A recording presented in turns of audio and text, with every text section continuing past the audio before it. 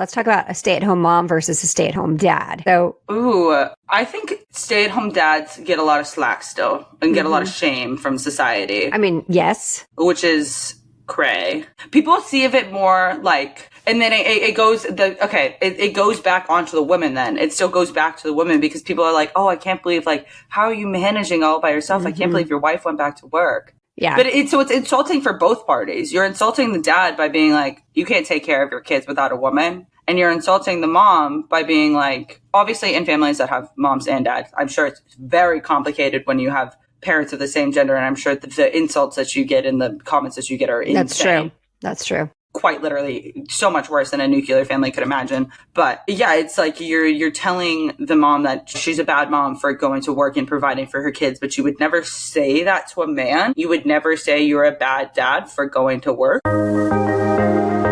Welcome to Her Unshakeable Confidence with dynamic mother-daughter duo Simone and Olivia Knego, where they discuss the secrets of transformation and how to build bold confidence and unwavering resilience. From intimate conversations with inspiring guests to sharing their personal journeys of triumph and challenge, Simone and Olivia create a supportive space where every woman is encouraged to rise above her fears and love the woman in the mirror. Tune into Her Unshakeable Confidence and join this special journey of connection and growth. It's like catching up with old friends who inspire you to be bravely and uniquely you. Welcome to this week's episode of Her Unshakeable Confidence. I'm Simone Knego. And I'm Olivia Knego. And today we're talking about a subject that my husband brought up, which is like double standards. It's not like double standards, it's double standards. So we see it on TV shows, we see it in the workplace. We see it in the real world. Yeah, we think that, oh my gosh, things are so much better. But I guess my question is, are they? So that's my question today. Let's talk about how double standards. I don't think so. I mean, things have evolved for sure, but there are still. So let's start with career and ambition. Let's start right there. So ambitious men, how do you think they're seen? Like that they're a good like I don't know. Leaders that are trustworthy. Yeah. Someone ambitious that you would men are leaders. Like someone you'd want to be with. And women, ambitious women, are seen as aggressive or too much. Let's talk about that. Thoughts? Yeah, I mean, it's still really prevalent. I think one of the things is in my class, especially, which is very interesting to me because we're majority women. I think it might be 66-33, but at least 60-40 for sure. And we've always like most of our, and it's just still like a thing that the men, I mean, you still have to fight for your respect, and that's like fight for your place. I think recently I went to a talk on sports law, and it's definitely a topic I'm interested in. And my friend's sitting next to me, and I'm like really engaged in this, asking questions. She's like, "Why isn't this what you're doing?" And I was like, "Well, I don't want to fight for my right to exist every day of my career." Mm-hmm. And that's definitely in the environment in sports law still, in a lot of different fields. So, I saw something. ChatGPT was like, why do confident men, are they someone to be trusted, but confident women are scary? It's interesting, right? Yeah. I mean, and it's the perception. Like, obviously, there's a lot of different kinds of confidence. You know, quiet confidences. But when people are, tend to be, especially women, tend to use their voice more, then you're seen as aggressive, which is so ridiculous, right? Because as a man, they're like, yeah. And this is not man bashing. This is just saying the statistics and what we have found in the real world through our own experiences and also the experiences of others. And I think one of the things that is a prime example to me is the way we treat female politicians. And I feel like I have a lot of internal bias about it because I hate that female politicians have to act like men to get respected. Interesting. I think that it's been really disheartening as a young woman who is, getting a Juris Doctorate and could potentially have a role in politics one day if I wanted to, that I've watched two elections go by where we've had strong female candidates that were like, up there, and both times they didn't win. And it feels like a lot of the time it comes down to the fact that they are a woman. Well, yeah. I mean, our country has not seen that, right? I mean, and I think that, it's one of those things, like, I know there's so much more involved in it, but you look at the last 3 elections, 3 times you had the man in power run now, and versus one time it was a man and one time it was 2 women for the Democrats, and the 2 time it was a woman they lost, but the 1 time it was a man against Donald Trump they won. So if you just look at it just base level, it's like, oh, well, we just don't like women and we don't want them in power. Yeah.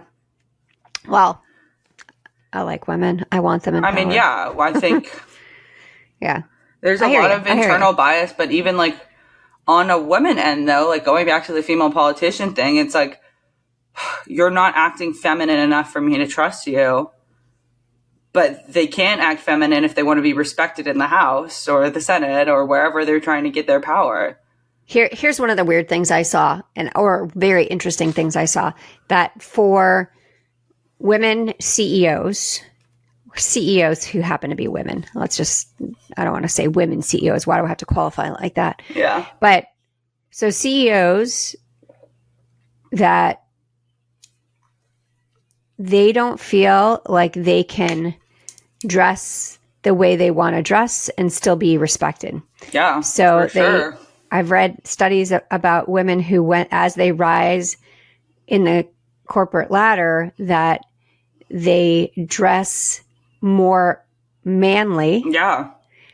And use less makeup so that they don't stand out as much. And I was like, really? Wow. Okay. Like, we are still there. Yeah. I thought that was really I feel like we're really still there when it comes to business and law, and I don't know about medicine. I'm assuming medicine still.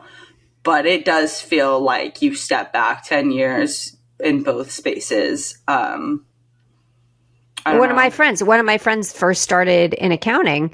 You had to wear skirts and nylon, and this was in the late 90s. Some companies that still have you wear the nylons. Yeah, and you're like, what? Yeah. What?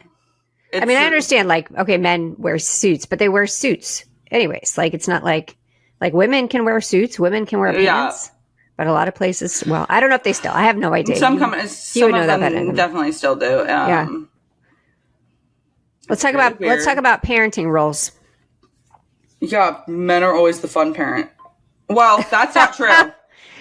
Oh, what are you trying to say about me? No, I'm going to say it because women have to discipline. Okay. In the nuclear family household, where we have this traditional idea of like the 1950s family still, where mom stays at home and dad goes to work, mom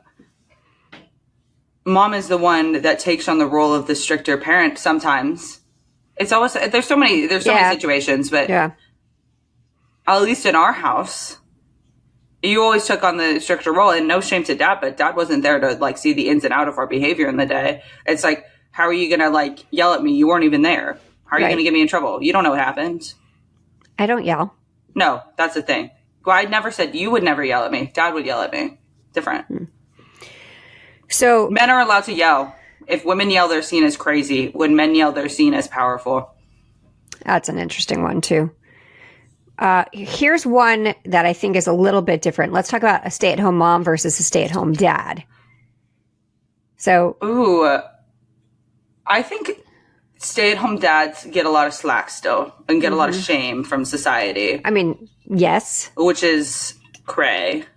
People see of it more like, and then it goes back onto the women then. It still goes back to the women because people are like, oh, I can't believe, like, how are you managing all by yourself? I can't believe your wife went back to work. Yeah. But it's insulting for both parties. You're insulting the dad by being like, you can't take care of your kids without a woman. And you're insulting the mom by being like, obviously in families that have moms and dads, I'm sure it's very complicated when you have parents of the same gender. And I'm sure the insults that you get and the comments that you get are insane. That's true. That's true. Quite literally so much worse than a nuclear family could imagine. But yeah, it's like you're telling the mom that, oh, she's a bad mom for going to work and providing for her kids. But you would never say that to a man. You would never say you're a bad dad for going to work. No, never. Never. Not even if the dad like went off of paternity like 2 days after. Like he started back to work 2 days after. You would never say that, but you would say that to a woman that maybe cut her maternity leave a week short. Yeah. Yeah, I can't believe you're going to leave your baby at home. It's like, or baby at daycare. They're not going to know. Also, well, babies know, but they don't know. They're not going to remember. No, they're not going to remember. Do you think I remember that you spent how many years at home with me? Or do you think I remember that you shipped me off to school early? Well, obviously you do because you just said it. I only know that because I'm a baby. Yeah. Okay, so let's talk about, and this kind of keeps going with that, is that when dads do something like change a diaper, they get all the praise, right? It's an expectation for the moms to do these things. My favorite is like watching those videos, and I don't actually watch them, but like I see those videos where the dad is trying to change a diaper and they're like, bleh, bleh, and they can't, like, they're like literally trying to vomit. They can't handle it. It's like, do you not wipe your own butt? Well, that's what I think too. I'm like, I don't know. Because like, I know that you have crazier poops than what a baby can come out with. Like you're a man and I know that you've drinking a 12 pack in a single day before. Like it's fine, Joe. I think that the way that, oh my God, I like hate online parenting and like the videos that you see about this stuff. There's like so much to be said about it. That's like for a different podcast. But yeah, it's really weird how even in parenting we put like gender roles onto it. And that's, I guess, the whole argument for people going back to like same-sex couples, well, being like, well, they're going to grow up without a mom or they're going to grow up without a dad. And it's like, you just need a parent, maybe two, that loves you. It does not matter what else is happening as long as like you're able to, you know, really not only physically provide for your child, but emotionally provide for your child as well. It's a really interesting point because I think that if we took away the stereotypical gender roles, then why would it matter? But society is still so focused on, well, you're the man, you go off to work. Yeah, mom stays home and mom cooks dinner and mom takes you activities and dad has a 9 to 5 and dad's going to come home and dad's going to help you with your homework. And it's like, why? If that. But not saying that that's always the case, but just overgeneralizations here. But think about the idea of then when a woman is working, the same expectations are typically in place that woman is still going to come home and she's still going to do the laundry and the cooking. Now, your dad is great, like, and maybe because I'm crappy at it, but he does the dishes. Like he just always does the dishes. Yeah. And he likes to cook too. I was about to say, like, he didn't always like to cook though. No. Now he does. Yeah.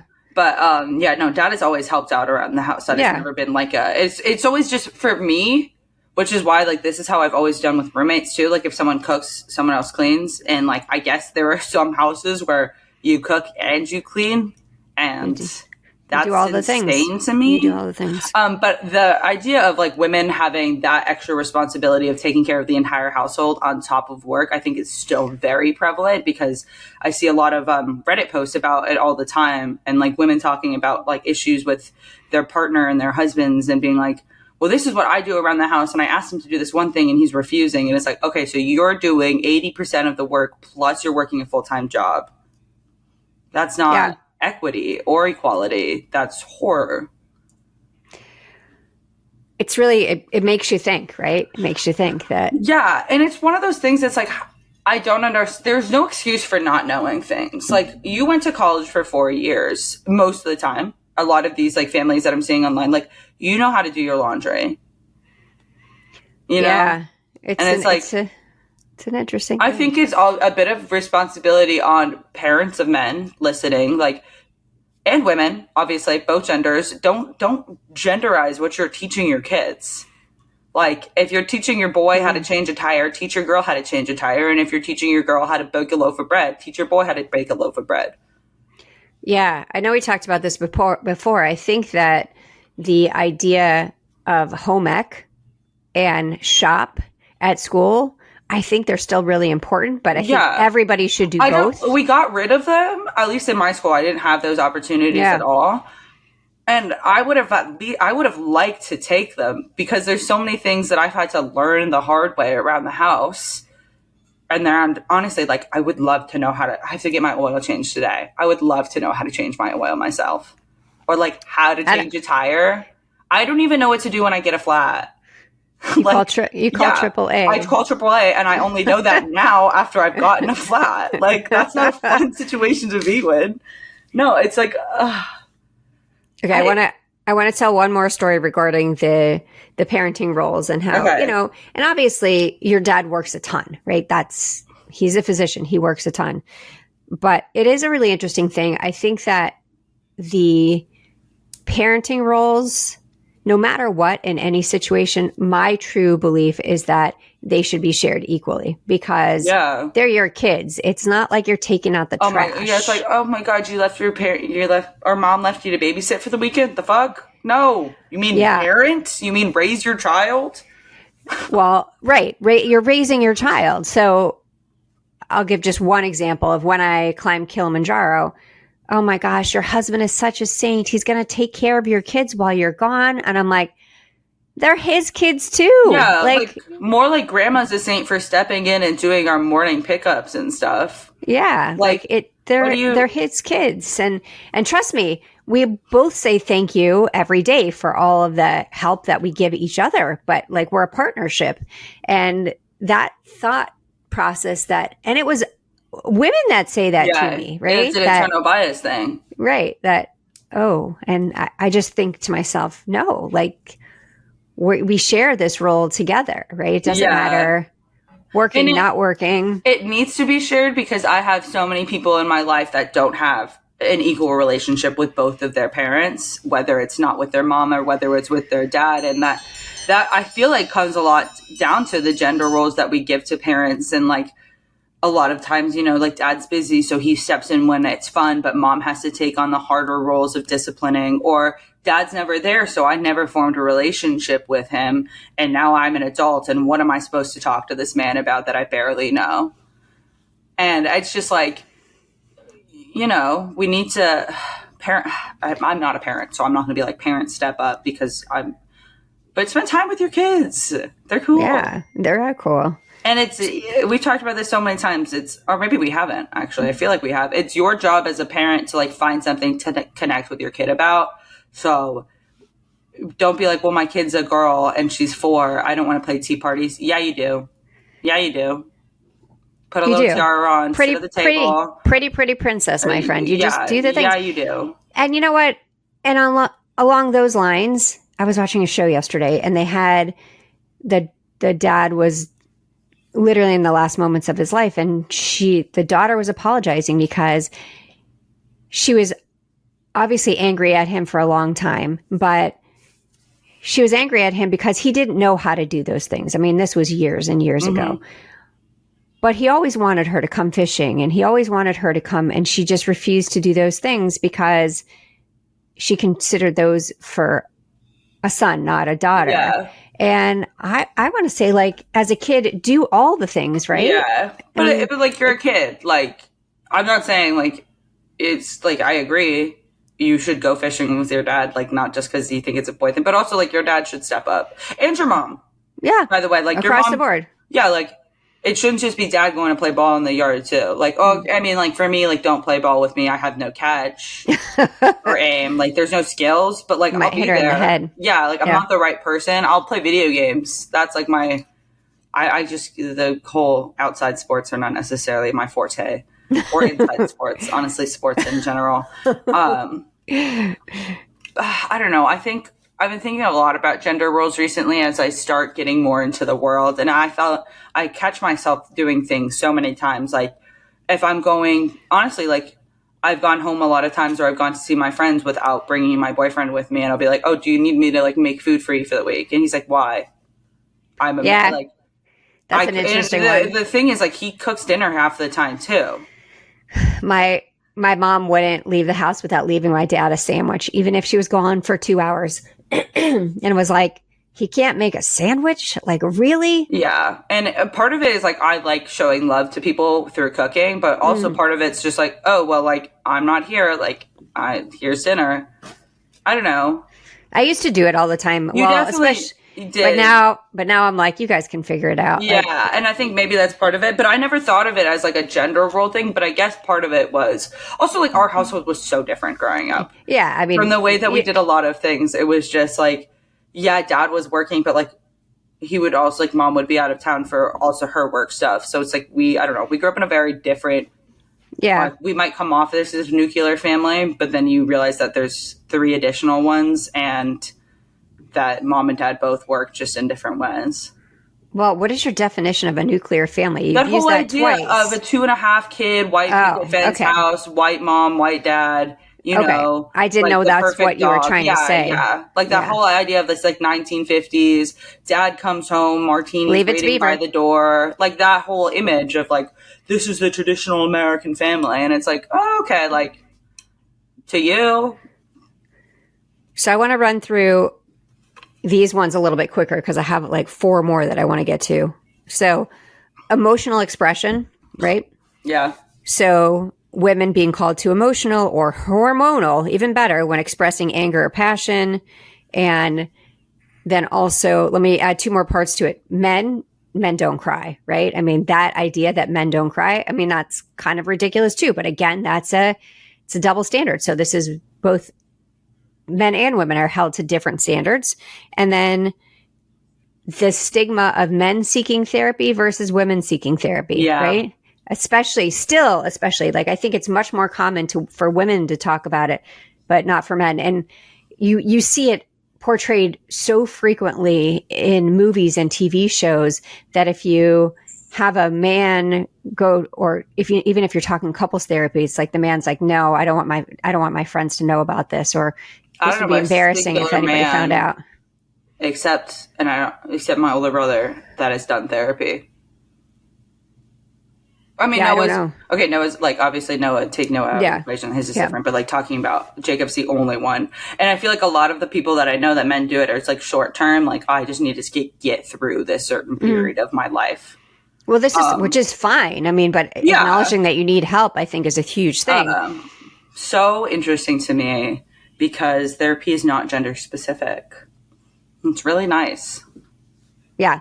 It's really great. But it's that stigma around it, right? Yeah. I mean, I guess I've never even thought about it before, but I mean, granted, I don't have a lot of close male friends, but no one I know has like that I know of has been in therapy as a man or even talks about it. Like because like if I have a therapy session, my next day is being like, oh, that's what my therapist and I were talking about, or like my therapist and I were just talking about this. And so like I think a lot of people that do therapy, you kind of just like slip that into conversation because it's just the way your brain works. But I've never heard a man do that. And that's kind of sad because there's something about men's mental health awareness and that just happened or is happening soon. And it's a really important topic because that like, well, you said like women being more emotional and hormonal. Men have hormones too, by the way, just in case any man is listening. Well, I'm just saying what they're called if they cry, they're considered emotional or hormonal. Which is crazy because it's like men can't cry. If men cry, then they're weak, right? Yeah. So those are like the stereotypical things that... And it's like, I hate the word hormonal in general because it's like everyone has hormones. Testosterone's a hormone. So like, you know, like... Yeah. That it's just like whatever. But I don't know. Like men need a space to talk to, especially because they aren't afforded a lot of the close female friendships and like confidants that we have as women. Okay, let's move on to appearance and aging because I think this is a very interesting such a good one. MILF v. DILF, bro. Okay, I was not thinking that. No, but here's why. Here's why I'm thinking it. Because remember when dad bod became a thing? Oh, yeah. And everyone was a DILF. But like, no one's a MILF because to be a MILF, you have to have essentially never had children. So your body has never changed since you're 20. And even then, it's like the whole idea of plastic surgery too. Like girls my age getting preventative, which like good on you. Do what you want. But men, I don't know any man that has gotten Botox publicly. Yeah, I don't know if anybody talks about it. Yeah. I mean, I can definitely tell that people have. Oh, yeah, for sure. They don't really say anything about it. And then hairline surgery for men? Yeah, but let's just talk about like what we... When we look at men who are aging, we're like, oh, they're aging. They're salt and pepper. Oh, my God. He's he's a silver fox. Yeah, like, you know what I mean? They have a lot more positive. That goes back to the DILF thing, though. Like, you have a lot more positive terms as you're aging as a man. Yeah, I mean, and a bald head on a man is like, oh, that's sexy. Yeah. A bald head on a woman, oh, she's sick. Or, oh, my gosh, poor thing. She has hair loss. As someone that has hair loss, I don't want to be the poor thing. You have hair loss, right? Yeah. Why can't you still be sexy as a bald-headed woman? I mean, you can. I absolutely you can. I'm just saying by of it. Yeah. And wrinkles in men, make them ruggedly handsome. And wrinkles in women make them old. You've had to deal with a lot in your life. That's what wrinkles in women say. Oh, yeah. And then that idea of if you are a woman and you choose to give birth to a baby, if you can give birth to a baby, I feel like I kind of flubbed that whole situation because obviously there are some women that would like to have a baby and they're not able to. And there's plenty of women who don't want to have a baby. So that idea of that your body has to bounce back right away. Yeah, that's terrifying to me. Your body just got ripped in two giving birth to a child, but you know what? You better be back at that weight within a couple months. Yeah, I mean, no, I'm good. I just think that's that idea there is so ridiculous. Okay. Yeah, I think the idea of pregnancy in general, like people being like, well, it's only a 9-month impact on your life. No. I mean, you have to think about the stress that goes into before and trying to conceive, and that can take years. And then the after effects can also take years. Or there's things that will never go away. I mean, you're going to have stretch marks. There's all kinds of things that happen to your body that it's not about bouncing back, right? You're a new person after you give birth to a child. Your body just will never be the same. Whatever you say, it's never going to be the same. You're a new person. Yeah, you got a new look. And that's cool. It's super cool that women like biologically can have kids and carry a child. It's amazing that you can grow your something body in there. did that. That's awesome. Exactly. Okay, I have 2 more that I want to cover in the next 3 minutes. Okay, appearance and aging. You said that already. No. Just seeing if you're paying attention. Relationships and sexuality. Right? Yeah. Slut shaming versus stud celebration. That's a great framing. Thank you. I found it on ChatGPT. Yeah, I mean, think about it. I would like to know how prevalent that is still. I'm sure it is, but I'm sure it is on both ends. But who's praising their buddy for sleeping with that many people? Mind your own business and be like, okay, cool. And don't shame the girl that does it either. It's just people's sex life is their business and we don't need to praise or shame them about it. And it's okay, chill. I don't know. So here's a survey involving over 19,000 college students revealed that nearly half held egalitarian conservative views, judging both men and women equally for frequently hooking up. So both men and women are being judged, right? So, however, significant portions still maintain traditional double standards, particularly among male athletes and fraternity members. They judge more harshly. They judged women more harshly than they did men. So... Yeah. Well, I think there's probably a lot of statistics. The whole idea of there even being a body count in the first place and that people are tracking the amount of people that they sleep with is Yeah. Isn't there an actual, a term? Do they say body count? Yeah. Is that what they say? Yeah. That's what's your body count? I mean. That's gross. That's gross. And you know what? But again. It's so gross on so many things. Especially if a man is saying that to you, you realize that they are just thinking of you as a piece of meat to add to their list. But if a woman says that, they're a total slut. Apparently, because it's totally all of my business completely who they slept with. And that totally, like, because that is going to change how they work or how they are as a friend or, you know, their abilities as an employee or a student. She's being funny. Yeah, I'm being facetious. Yeah. Like, that doesn't matter. But there is still, I mean, when I was... Obviously, there's people that care. And there's people that... the fact that body count is still a term that's used and it's so prevalent, I'm sure. When I was younger, we did not say the word body count. But definitely there was girls who slept around more at my school, and they were known as easy. And those were... The guys went after them. Yeah, but then if you're not easy, you're a prude, so... Right. No matter, you can't win. No. Right? I mean, no, you literally can't. Okay. The last one I want to bring up. Actually, in this one I forgot about because this applies to me personally. So the double standards around dating age gaps.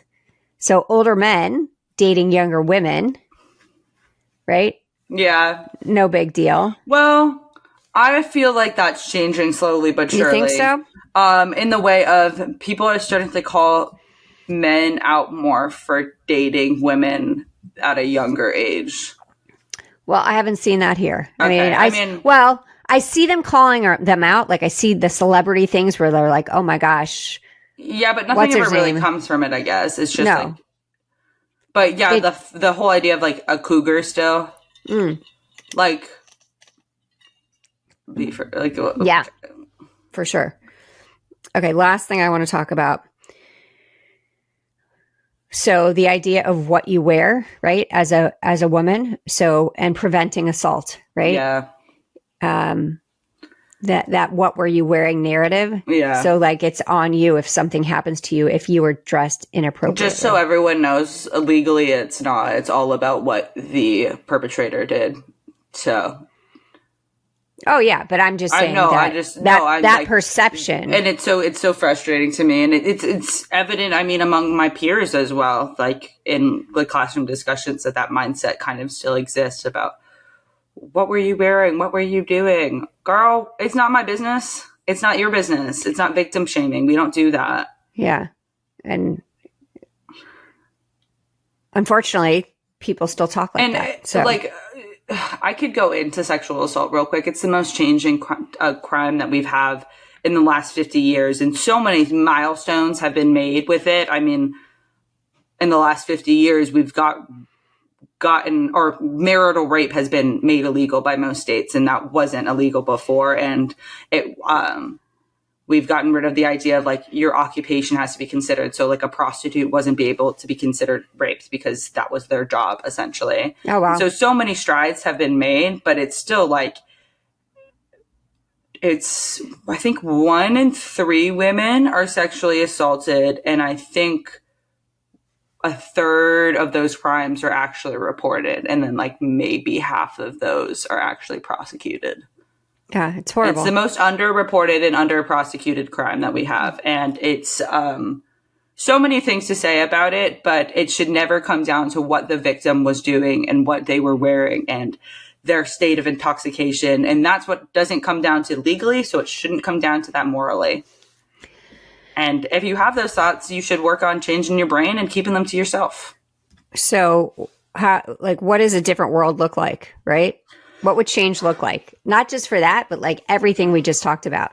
That's a lot. But okay, let's pick a couple of things. I think it would, why does it matter? Right. Like, I think the easiest change would be starting, and we've done a lot of it, I think, from the time that I was a kid to now, raising our kids gender neutral. And I'm not saying, like, don't tell your kid they're a boy and a girl, like that. Okay, whatever, do as you want as a parent. But, like, teach your boys and your girls the same things. Take your boys and your girls to the same events. If you're taking a boy to a football game, take your girl to a football game. Don't force your boy to go to the football game if they don't want to go, and don't force your girl to go shopping if they don't want to go. I think that's the easiest way to do it, is to start with our kids. I mean, and raise them equally. And like, when you see bias, call it out and be like, what they just did was not okay. I want to say one last thing about this because, this was something that happened when Jacob was little, that he had Power Rangers and he had Barbies, and like, so what? Right? Yeah, he can have an imagination. Yeah. I mean, it's huge to have an imagination. And we had friends who were like, oh my gosh, you're going to let him play with Barbies? I was like, yeah, why wouldn't I? Like, because, it's such a... And that whole statement, I think, comes down to like a homophobic mindset, because it's like, you're going to make your kid gay. First of all, you can't make anybody gay. Yes. Second of all, who cares? Yeah, it's that. Yeah, it's an outdated. The way that we do this is like one of the. I mean, it's everything that a lot of the bad things in our society are outdated. But I feel like the double expectations. Expose your kids to everything, right? Yeah. Expose them so that, I don't mean everything, but expose them to different things, so they don't just think, oh, men can only do this and women can only do this. Like, that is archaic, right? We need to be able to move forward. So, and it starts with how we interact with our children. I think that's the stepping point, is how we raise our kids. And how we treat ourselves, right? Oh, how we stand up for ourselves. For sure. Your kids learn from you. Sorry, absolutely. Whether that is it's not just through listening, it's through watching. I can tell you that what you say is not what they do. They do what you do. Do you have your calendar? Yeah. Read away. It's your job to make you happy. That's simple, and it's true, right? You're in charge of all of it. And this is actually my confidence tip of the week. I remember to say it the right way, is stop waiting for permission. You don't need approval to take up space, speak your truth, or chase what you want. The moment you decide you're enough, the world starts to catch up. And I think those align perfectly. Yes. So thank you for joining us on this week's episode of Her Unshakeable Confidence. We will see you next time. Bye, guys. Thank you for listening to Her Unshakable Confidence with Simone and Olivia Knego. We hope this episode has made your day just a little bit brighter and given you the inspiration you need to confidently go about your week. Always remember to be authentically you. Don't forget to like and subscribe so you never miss an episode. And feel free to connect with them on Instagram at Simone Knego and at Olivia Knego. Till next time.